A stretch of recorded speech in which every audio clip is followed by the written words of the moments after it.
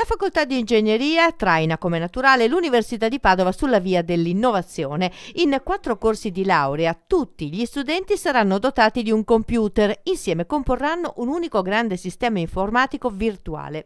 L'annuncio all'inaugurazione dell'anno accademico è stato accolto con generale favore. L'Ateneo apre le sue porte al mondo produttivo con 43 progetti di innovazione e didattica, 24.000 stage in aziende pubbliche e private e con vanto ricorda che il 77% dei laureati al BO trova occupazione entro un anno dalla laurea, 15 punti sopra la media nazionale. L'università ha finalmente aperto le braccia, diciamo così, a una collaborazione con il mondo dell'impresa e anzi questo verrà potenziato nei prossimi mesi, nei prossimi anni, è la strada giusta.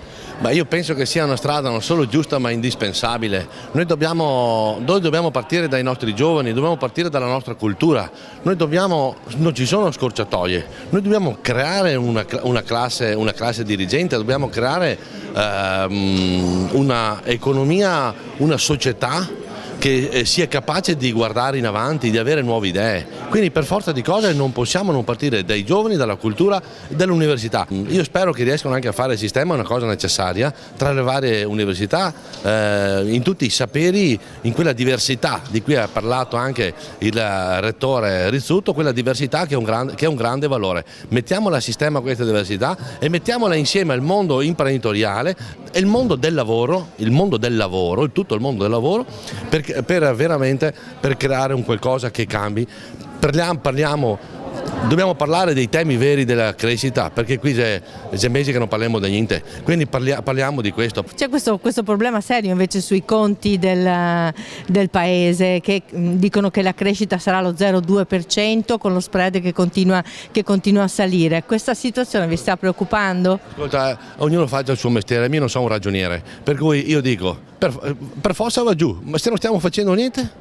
Allora facciamo qualcosa per la crescita, ma chi stiamo rincorrendo? Mettiamo risorse sul mondo del lavoro, diamo più soldi alla gente diminuendo il cuneo fiscale che possa spendere più, diamo più incentivi alle aziende, incentivi nel senso di spingere le aziende a investire, diamo coraggio, diamo sicurezza. È l'incertezza che sta distruggendo il tessuto socio-economico e questa incertezza uno non sa mica cosa fare in questo momento. Dobbiamo dare certezza, dobbiamo dare fiducia, perché la battaglia è lunga, non ci sono scorciatoie, quindi è questo che manca. Qui tutti si fermano sulla cifra, sul 0, sul dettaglio del decreto, aspettiamo, non c'è niente da aspettare a vedere. Qui non si fa così, dobbiamo dare un reset e ripartire veramente in un modo diverso.